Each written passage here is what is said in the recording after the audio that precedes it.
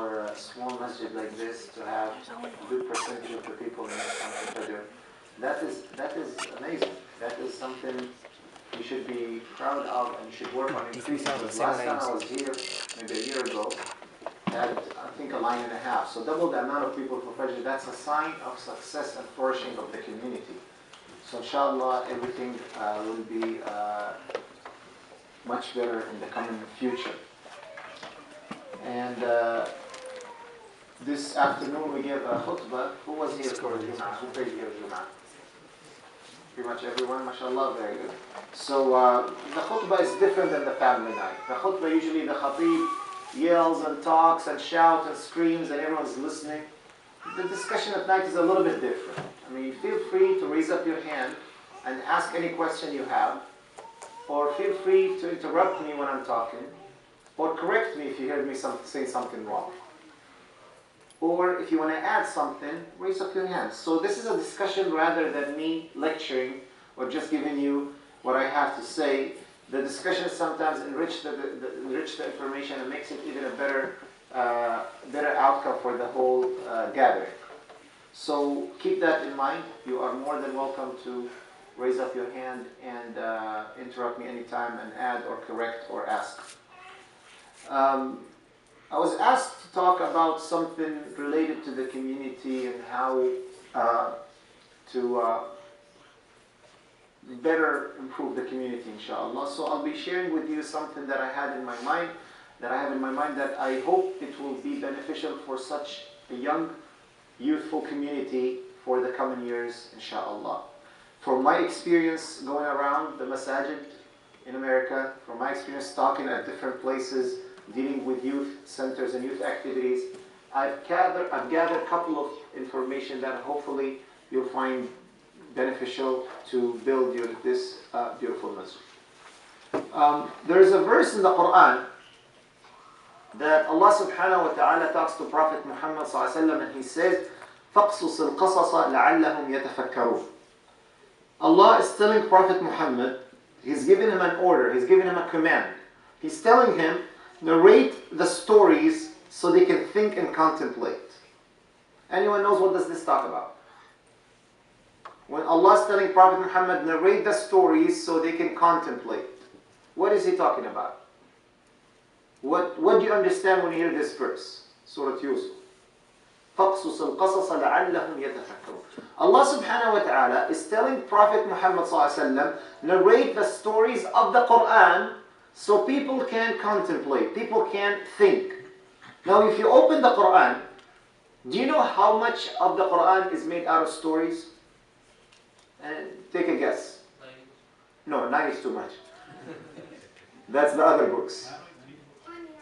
29, that's the closest percentage. It's actually 30%, so I'll take your number as correct. 30% of the Quran is made out of stories. The stories of the prophets, the stories of previous nations, the stories about things that happened before the Prophet.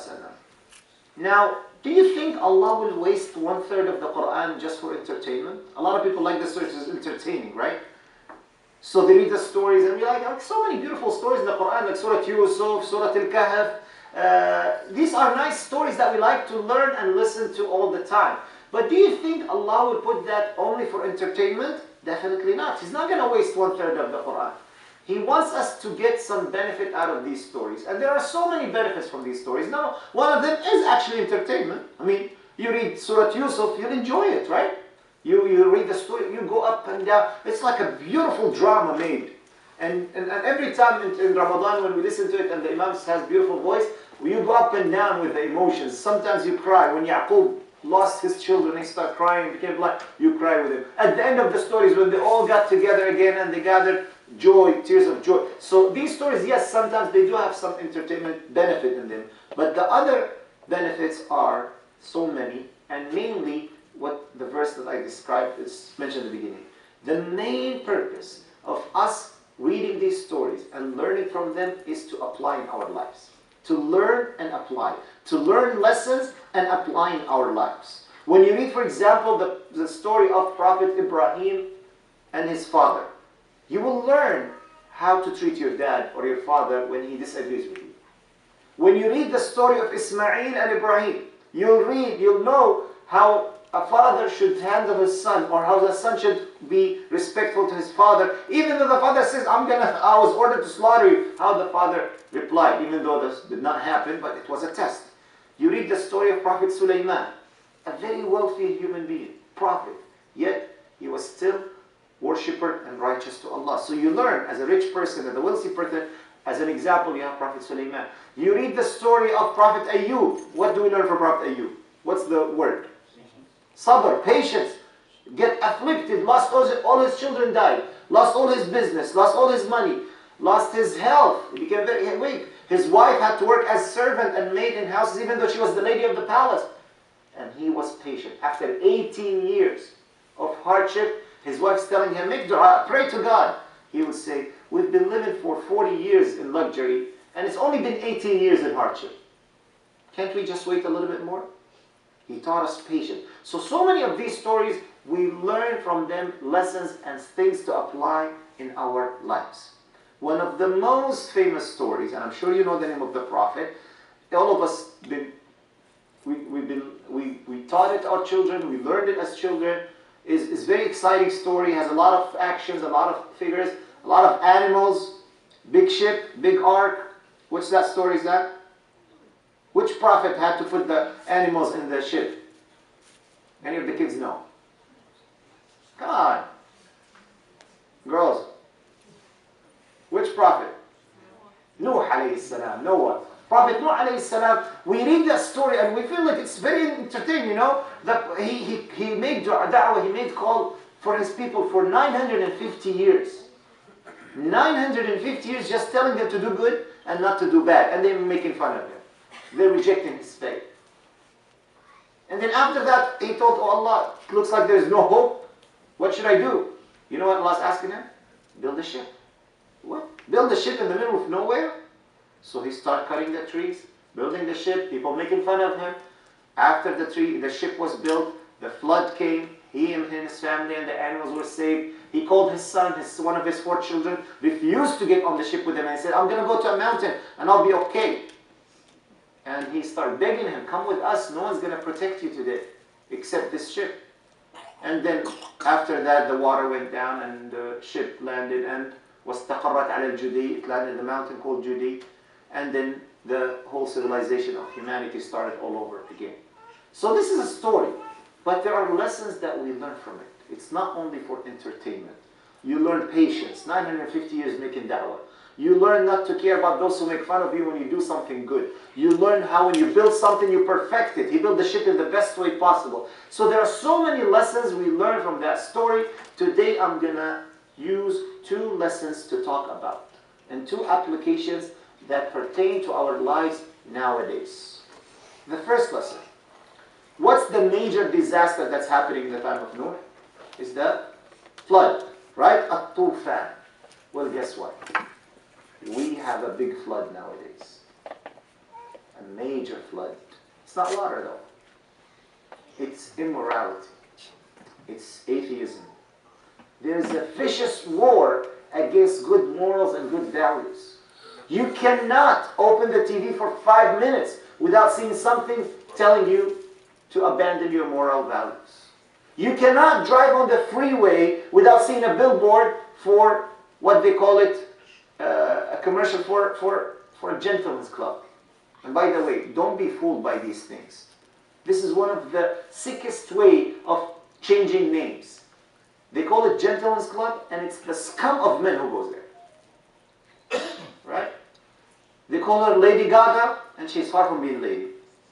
So the names that we are looking at, so there is an attack on us, how to keep our children in these values, a flood of these things. And then when it comes to fighting religion, irreligiosity, there's a major war on people not believing in God. I want them not to believe in God.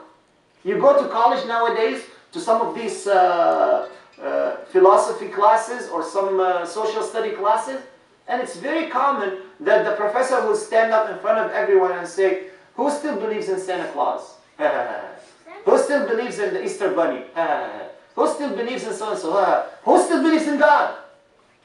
They ask these questions. Kids get confused. Your kids are exposed to this in college. As if that makes more sense than God.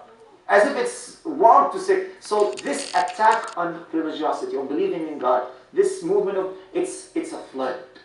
It's happening all around us. And unfortunately, it's strong. And there's a lot of money funding it.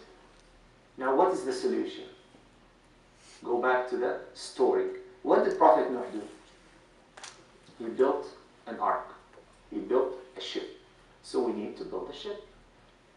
We need to build an ark. We need to build something that we can sail on it to the shores of safety. What is that ship? Our masjid. The masjid. Exactly. Your masjid is a ship of safety and the lifeboat. It's the ship, it's the Ark of Noah. It is this place that we can bring our children and we can bring our families and protect them from anything that bad might happen outside and take them to the shores of safety. That is the masjid. This is the place that you're in. Whether it's a small musalla like this or a huge building like other masajid. Whether it's a garage or it's a warehouse or it's a structure built on Middle Eastern architecture. Whatever it is, as long as it's called the house of Allah, as long as it's called the masjid, this is our ship. And by no way I'm calling for isolation. I'm not telling people, when I go and talk about the masjid is the ship of Noah, I'm not telling people to be segregated from the society. I'm not telling people to be isolated from the community around us. Prophet Muhammad ﷺ said, the believer who interacts with people and is patient when he receives some harm from the people is better than the believer who isolates himself completely. We are not calling for isolation. Unfortunately, in America, the Muslims are divided into three groups. Those who completely isolated themselves, they don't talk to non-Muslims. They completely isolate themselves. And that's not what Islam wants us to do. And the other extreme, those who completely melted in the society, they lost their values, they lost their faith, they do not come to the masjid. We only hear about them when they die. When the children come and say, my dad died, please pray on him. And we don't want that extreme as well. We want positive integration, something in the middle. So that's what we're talking about, the masjid being the ship of Nuh. And in order to make it a strong ship that will take us to the shores of safety, it has to be built on the foundation that the first masjid was built in Islam, or the first Islamic center. Because first, Prophet Muhammad ﷺ built a masjid, Masjid Quba, and then he went to Medina and he built an Islamic center. He did not, Masjid Nabawi is a center, a community center. And that masjid had so much tasks and jobs to do, and so many purposes to fulfill. And let us build our masajid nowadays on these foundations. For example, the masjid was not only for salah, by the way. In some parts of the world, the masajid nowadays are only for salah. You go to the Middle East, these huge masajid, beautiful masajid, you go take pictures and you pray. That's all. Nothing else. That's not what the masjid is supposed to do. Prophet Muhammad ﷺ, yes, the first purpose of the masjid is ibadah, to pray, because that's why the name masjid, a lot of sujood, it's called masjid. But also, it has a lot of other benefits. For example, it is a community center where people get together. The Prophet and the companions used to get together. They used to sit down. They eat sometimes together there. They have different interactions with others. Men and women get together in the masjid. That's how the Prophet ﷺ built the masjid. It was a political center where politics were made in the masjid, where the Prophet ﷺ makes major decisions in the masjid. Treaties with other nations, treaties with other tribes. Sometimes declaration of defense, battles. The Prophet ﷺ did that in the masjid. It was a forum of discussion, a think tank. You know what's a think tank? You guys know what's a think tank? You need to know as Muslims what a think tank is. The think tank are those organizations, all what they do is think. How it's going to be 10 years from now. How it's going to be 100 years from now. Go Google them, what's a think tank is. The Masjid in Israel was a think tank. The Prophet ﷺ had a discussion forum. Every time you go to the masjid, you see the Prophet with the companion discussing, exchanging ideas. And the Prophet was not sitting on a high chair and all of them sitting down on the floor. You know, if you read the hadith, when a man from outside of town will come into the masjid, You know what he will ask? Ayyukum Muhammad. Who's among you Muhammad? What does that mean? If you think about what does that mean? Huh? He could not tell from everybody. He blends in. He's part of the society. If he looks like everyone else. Nowadays you go to a masjid, you can find the imam right away. Spot him right there. Biggest turban, longest beard. Right? That's why people are intimidated from the imams. They don't want to talk to them. Women are afraid to ask him questions. He's going to look down at me. Kids are afraid to talk to him because they don't speak their language. The Prophet ﷺ used to play with the youth in the masjid. He used to have fun with the youth in the masjid. You know, in one of the hadith, he walked out and he saw the youth playing in the masjid a game like nowadays paintball. You know paintball? You kids go play that? They used to throw at each other with the date seed. And the Prophet ﷺ said, I will be with this team and play with you. And then he'll switch and go to the other team and play with the other team. And then he'll hug them and play with them all together. When one of the kids spat in the masjid, the Prophet ﷺ taught him how to fix it, how to clean. So his interaction with the youth was so strong. The women were so welcomed in the masjid of the Prophet ﷺ. Nowadays, you go to the masajid, they give the woman a small room in the basement or a small room in the attic. Right? As if that's better than this. No, it was open. The woman used to sit there. Asma bint Abi Bakr, she says, I'm not telling you the hadith, I'm telling you what happens in the hadith. Asma, she says, I was listening to the khutbah of the Prophet ﷺ, and he said something, everyone started crying. So I did not hear it. So what did I say? I asked the brother in front of me, what did the Prophet say? So what does that mean? It was friendly environment for everyone, with rules and regulations.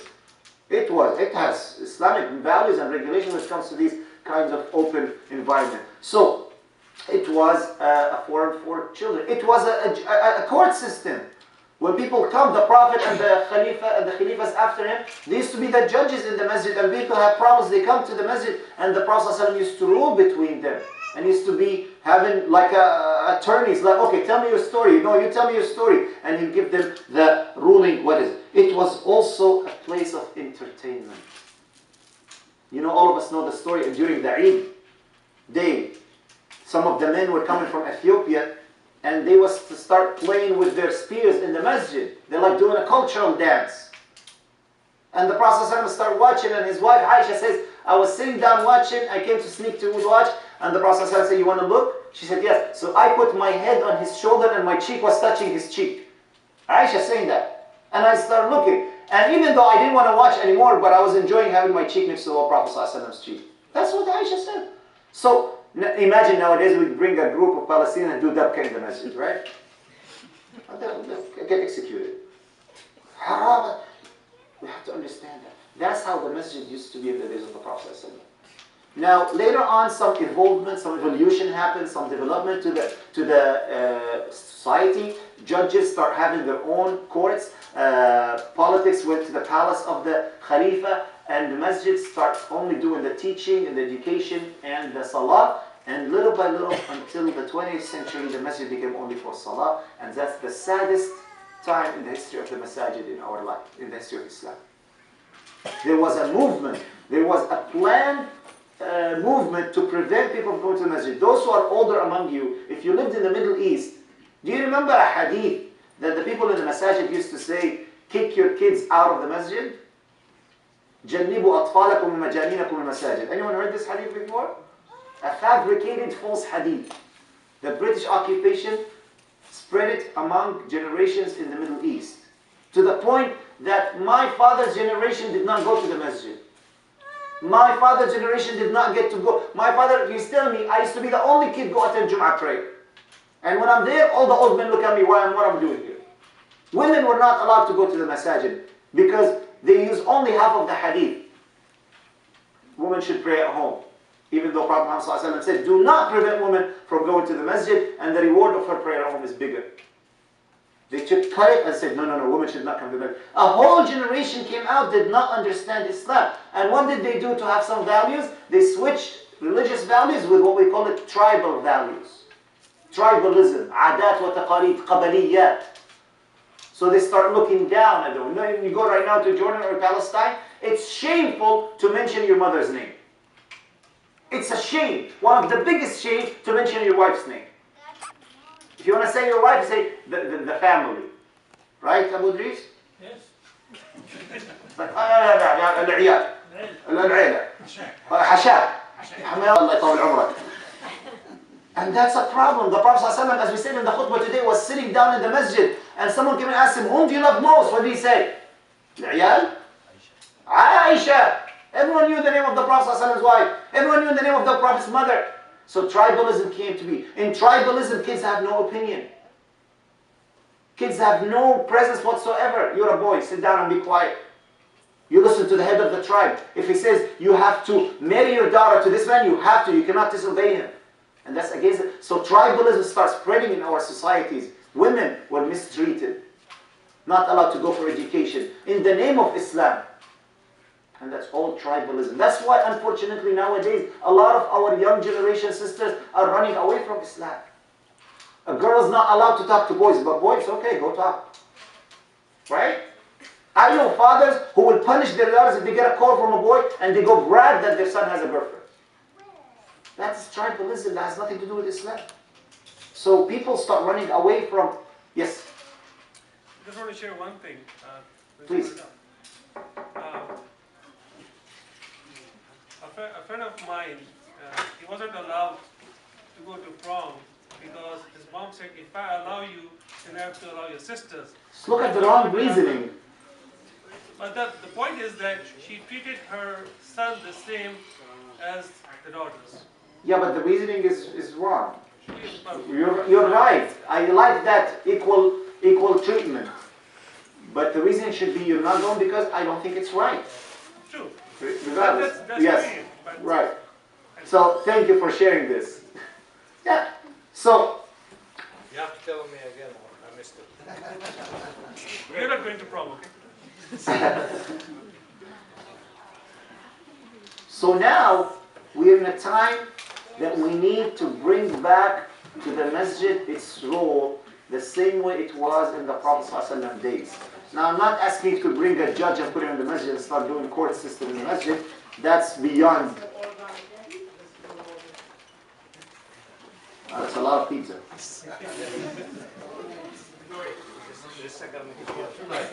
For 2 nights. They say the more pizza, the more we talk. So we stay here for...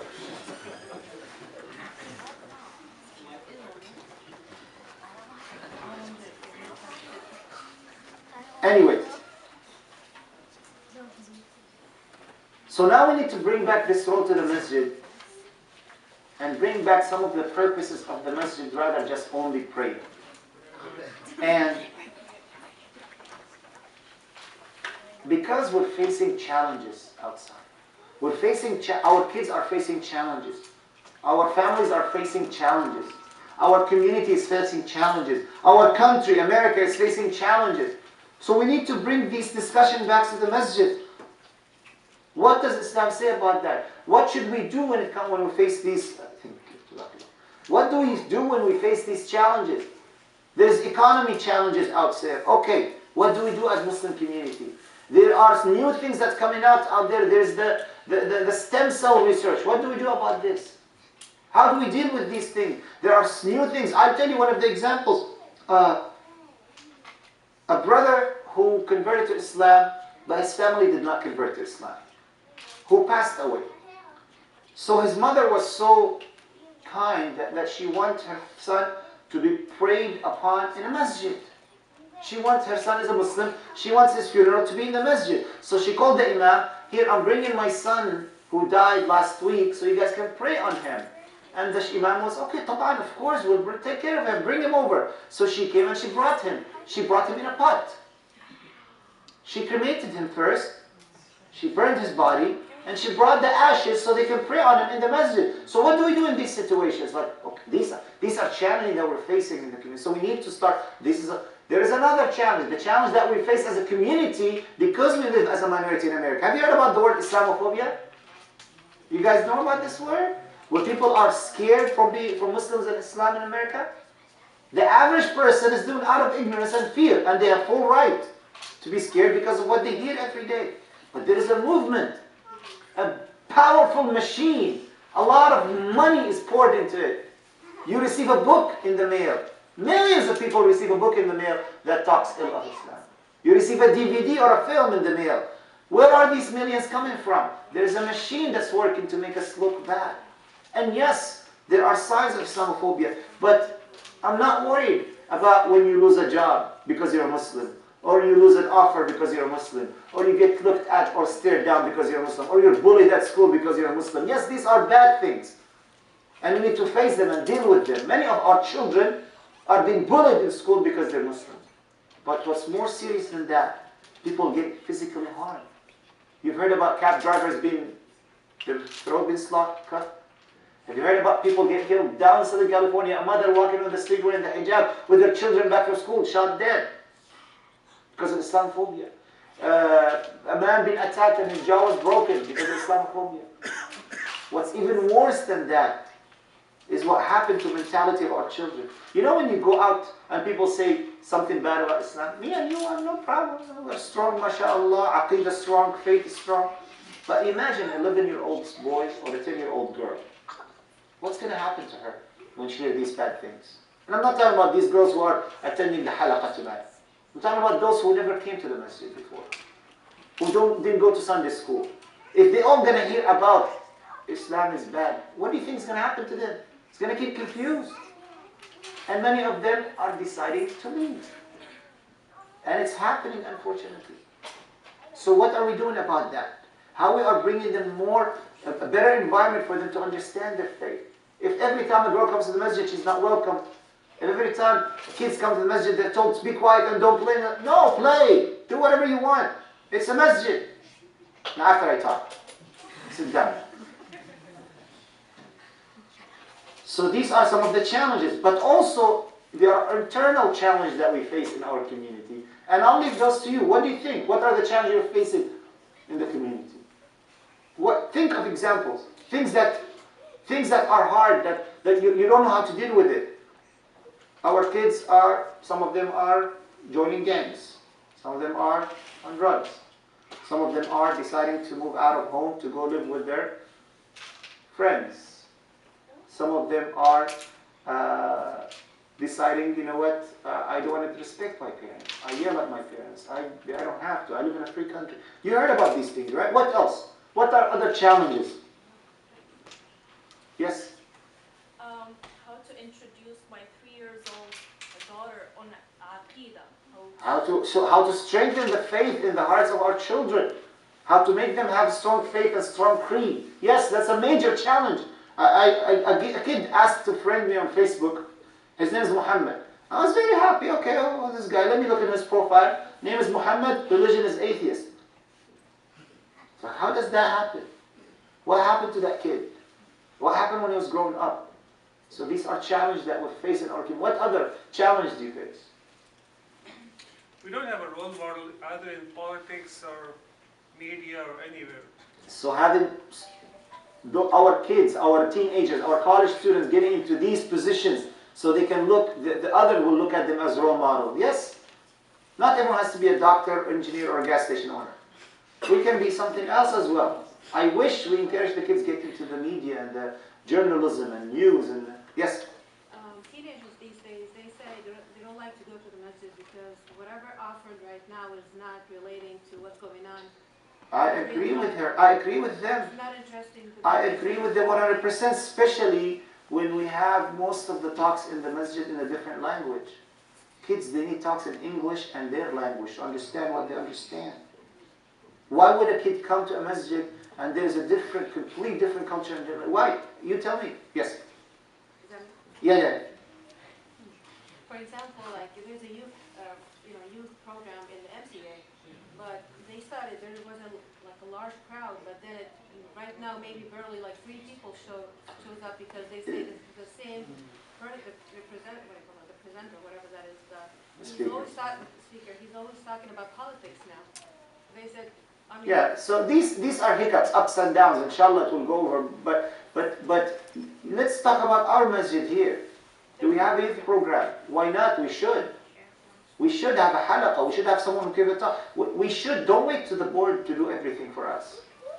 We should have something for our children, our youth. At least a basketball game every weekend. Let them go play basketball together. And when time for salah, they pray together. No speaker, no talks. And they go for pizza after that. Let them have these bondings with each other. And little by little, they can evolve to become a youth group. But start somewhere for the youth. A lot of people here qualified to do certain things. But this is my point is make it, that's a good. What other challenges do we have?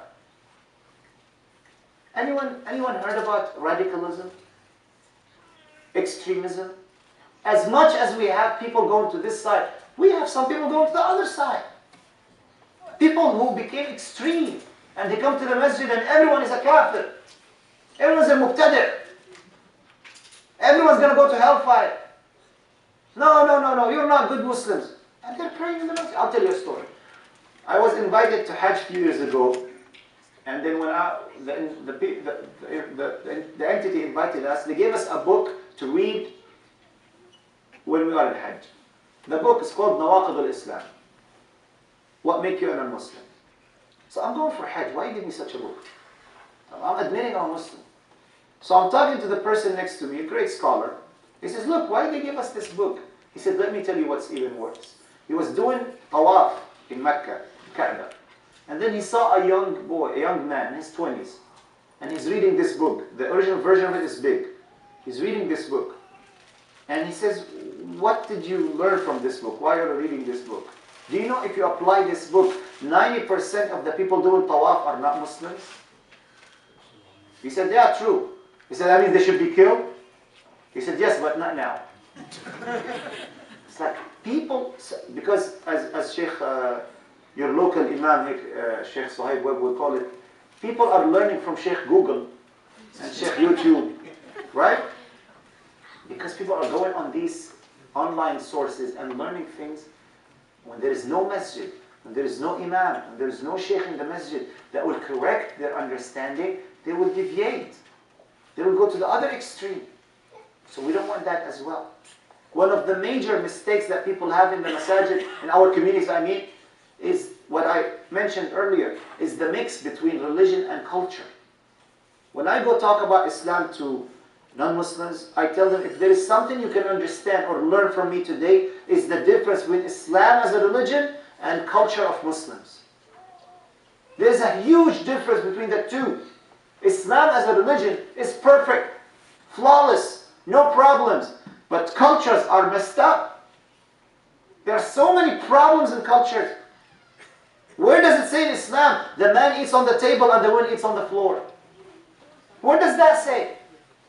Where does it say in Islam that a man can easily, anytime he wants, beat up his wife? Where does that say in Islam? There's so many cultural things that, by the way, falafel is not an Islamic food. Biryani is not Islamic food. Really? Yes, I love biryani, I know. And chicken tikka masala, and nahari, and all these things. Mansaf, also, it's a Jordanian food, it's Arabic food. Guess what? Christians in Jordan eat mansaf as well. Hindus eat biryani as well. Jewish in the Middle East, they eat falafel as well. Differentiate between Islamic food and Islamic code of halal when it comes to dhabiha and all that. Dates. Huh? Dates. Dates. No, that's not Islamic whatsoever. Pizza and Islamic food, if it doesn't have pork. A double cheeseburger is Islamic food. See, that's the confusion people have. Why I'm saying that? Because a lot of parents force their children on culture. You have to wear a kufi and go to school. What? I cannot do that.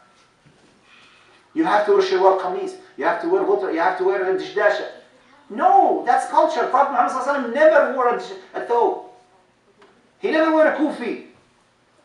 So we need to understand what's the difference between us as Muslims in America. We have our own culture in America. We have to understand that. If we start forcing our children to do culture, they will hate it. Because our cultures from the Middle East and the subcontinent not necessarily apply in America. But Islam does.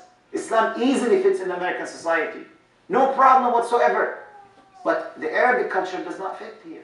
Or the Pakistani culture not necessarily fits here. You can have it in your gatherings and in your house and Eid, but you cannot go out and work with this culture with people outside. People get confused. Kids get confused. So we need to differentiate between culture and the religion itself. That's very important for us to understand. So that's why the masjid need to come back to establish 6 things in our community.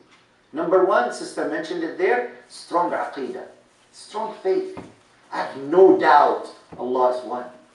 I have no doubt that Allah has no children. I have no doubt that my religion is the best religion. I have no doubt about that. That's what we need to strengthen in their heart. If we have, many of others have these doubts. So the masjid have to work on this. That's the most important thing. Number 2 is the right ibadah. The ibadah according to the sunnah of the Prophet ﷺ. No bid'ahs, no things that are made up by people. The Prophet ﷺ worshiped this way, I'm going to worship this way. Who's going to teach me that? The masjid. The imam in the masjid. Because people when they're far, they start making up stuff. Number 3, good manners and noble manners with others. The masjid, as today's khutbah, you heard how important it is that we deal with others with honesty. That's your responsibility as a Muslim. It's your requirement as a Muslim not to cheat, not to lie, not to betray others. So building good manners, building dhawq. You know what's dhawq? What's in English dhawq? Taste, etiquette. Unfortunately, in some communities, we have 2 extremes. People who, mashallah, pray, read Quran, fast, they dress cultural clothes, but then when they deal people, have no taste whatsoever. They smell bad all the time. They are annoying and obnoxious the way we deal with people. And then on the other hand, you have people, mashallah, very polite, very follow the etiquette and mashallah, but they don't pray. They don't read Quran. It's like, what's the benefit? We need to put them both together. That's what the masjid can do. So that's number 3. Number 4, spirituality. Have some strong spirituality. We live in a material world nowadays. How many of your kids know what it means to feel compassion to others? When you hit your foot with the table, how many kids say, oh, mommy, haram, let me have a kiss? The kid's like, oh, are you okay? Okay, thank you. They have no compassion. We need to strengthen that compassion, that spirituality, that clean heart. We have that in our religion, in the masjid, when praying at night, qiyam. When going to humanitarian day and feeding the homeless and feeding the poor. You build that spiritual cleanliness and the purity in their hearts. That's number 4. Number 5 is how to work on right da'wah. When you have all this strength built in you, you'll be able to go out and make da'wah in the right way. You'll be able to go out and tell people what's the right Islam, what's the appropriate things about Islam. Because you'll be hit with questions all the time. Why Islam says so and so? Why Islam says so and so? Why Muslims do that and that? If you have the good foundation, you'll be able to answer the question. I don't like to go to debates, by the way. I always get invited to go to debates with other faith groups. And I reject that whatsoever. Because there's no benefit whatsoever. But I always have built bridges with other communities. I take my community to the church and we have dinner there. They come to our masjid on Ramadan and they have dinner with us. And I go and give talks. I can answer any question they have. No problem. Because I've been strengthening myself when it comes to that. I get kids who come and ask me, or parents who come and ask me, oh, we've been asked this question, I don't know how to answer it. I got puzzled. Why Islam says that? No. Be strong in your basis of knowledge so you can be able to face these challenges. So finally, in order to do that, the masjid has to have 2 departments. The ship, the ark, has to have 2 decks, 2 levels.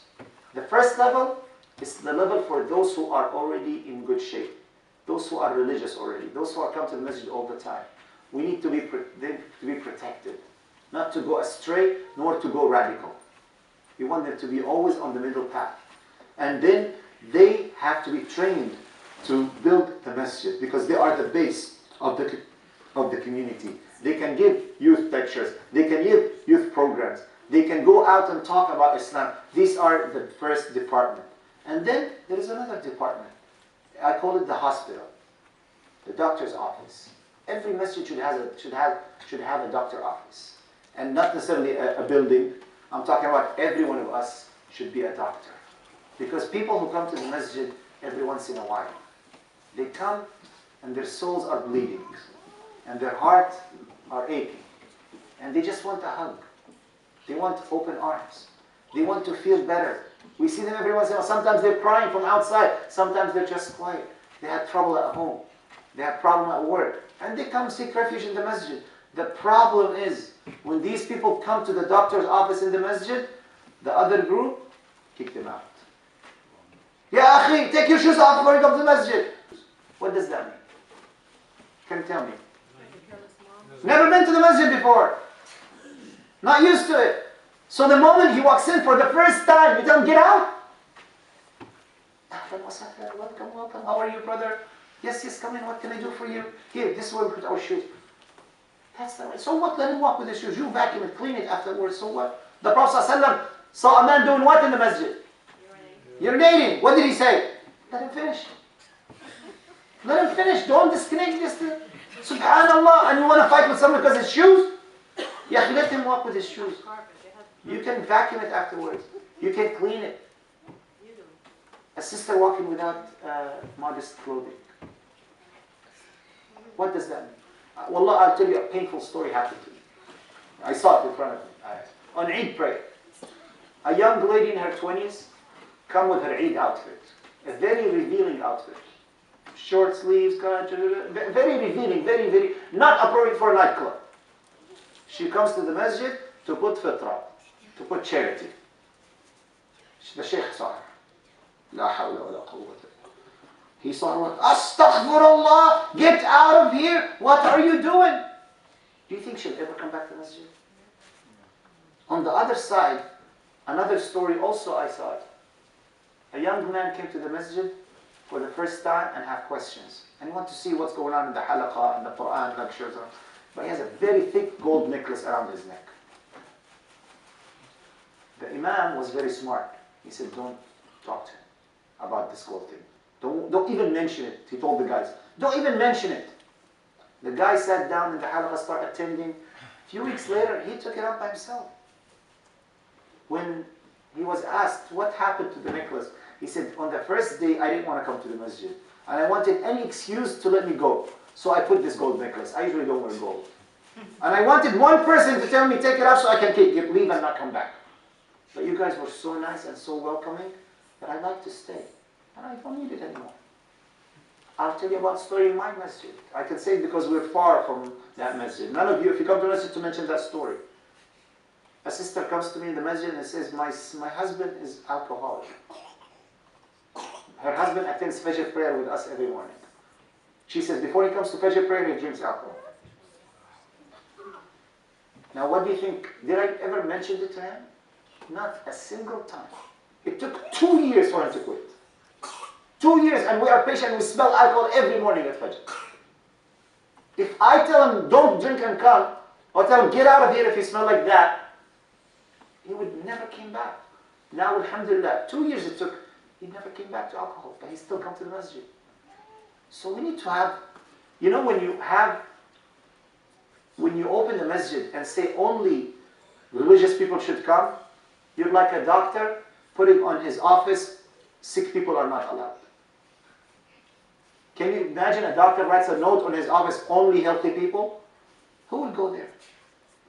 Alhamdulillah, now all of you here belong to the first group. All of you with no exception. The fact that you are here tonight, and I'm telling you, each one of you, no exception, belong to the first group, inshallah.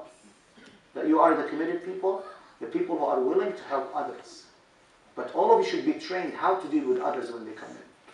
Someone comes to learn about Islam. Someone comes to practice, learn how to do salah. My dad was a Muslim, how do I pray? You'll see this in America all the time.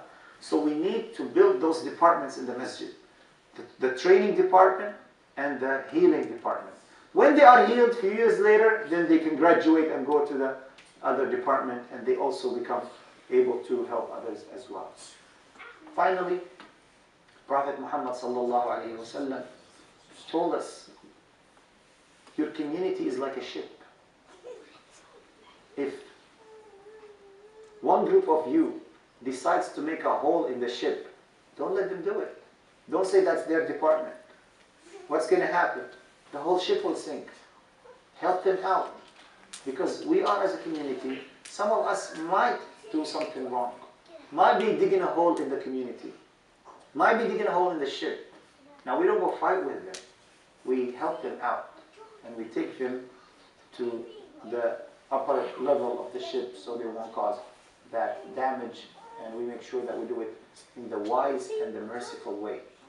When Allah said to Musa, go to Fir'aun, what did He say? فَقُولَا لَهُ قَوْلًا لَيِّنًا. Fir'aun and Aaron, Musa and Aaron. When you go to Fir'aun, talk to him softly, with a soft language, with a nice wisdom. That's how we need to be talking to each other. Now I understand that the masjid is having elections in a few weeks, right? Or something like that. Couple of weeks. So we need to get rid of the old board? Yeah. No, inshallah. So it's very important that the people who run the place always have new blood with them. Now, not necessarily replacing it, but adding more people and helping. Because people are dedicated. I personally, I founded, I was one of the founders of our masjid. I was the president. And that was 3 years ago. Last month, I stepped down. I said, I don't want to build what we call it founder syndrome. You've heard about the word founder syndrome before? When people build an establishment, they develop something called founder syndrome. They get attached to it. It becomes mine. No one is allowed to do anything to it. And that's damaging in most of the masajid that we have. Older generation been in the masjid board for 15, 20 years, and they don't want to let go. Oh, if the new people come, they're going to ruin it. No, ya akhi, they're not going to ruin it. Let go. It's okay. It's the house of Allah. You can help with something else. So founder syndrome, unfortunately, is very prominent in our communities. But in order not to create that, the other people should also step forward. Younger generation. Yusuf, are you running? Why not? Against his dad. Oh, there we go. That would be nice. That would be nice to see. Young people should also jump into the boat. Yes.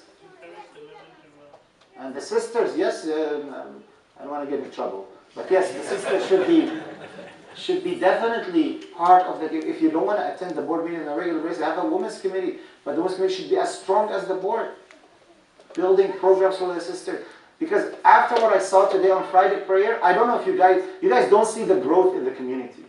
Because you're here all the time. Today, I was shocked in a good way that this place is too small for you. I remember when I came first, when you first opened. This place is, you are ready for a new step. You're ready for the next station. You're ready for the next stage. And don't think that, oh, no, you do it, and Allah will put the barakah in it. Just like Prophet Noah. He built. How he say? How? Allah says, build, and I'll help you.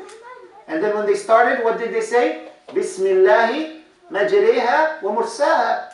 In the name of Allah we start. Just take the step, inshallah, and Allah will help you. I never heard about a masjid that closed from lack of funds. Have you heard about one? Let me know. I never heard about a masjid that closed because they have no money to keep it going. Either they move to another bigger place, or they separate. They open 2 masajid, right? That's more common. But you need to start thinking about the future of the masjid. I remember the girls were young girls. Now, mashallah, they're in college. The boys, the same thing. Don't waste time. It's needed. It's needed to step forward with your ideas, with your charisma, with your efforts, with your sincerity, with your money, to take it, inshallah, to the next stage. And for the old board members, when you get the new blood coming in, inshallah, you need to be extremely lenient and open. Because what they do, you've been doing this for so many years, and it's really hard to change. It's really hard to accept the different approaches to things. So you need to be open and let people actually come with new ideas and let them take charge of things. So inshallah, all of us will come again and get together in this community in a bigger place in the near future, inshallah. I apologize if I offended anyone, but I think I said. And I apologize if I said something that was not correct. May Allah forgive me. And I ask Allah subhanahu wa ta'ala to gather us under His throne on the Day of Judgment the same way He gathered us tonight. And I ask Allah subhanahu wa ta'ala to make us among those who will be gathered with the Prophet sallallahu alaihi wasallam, the highest levels of Jannah. Any questions?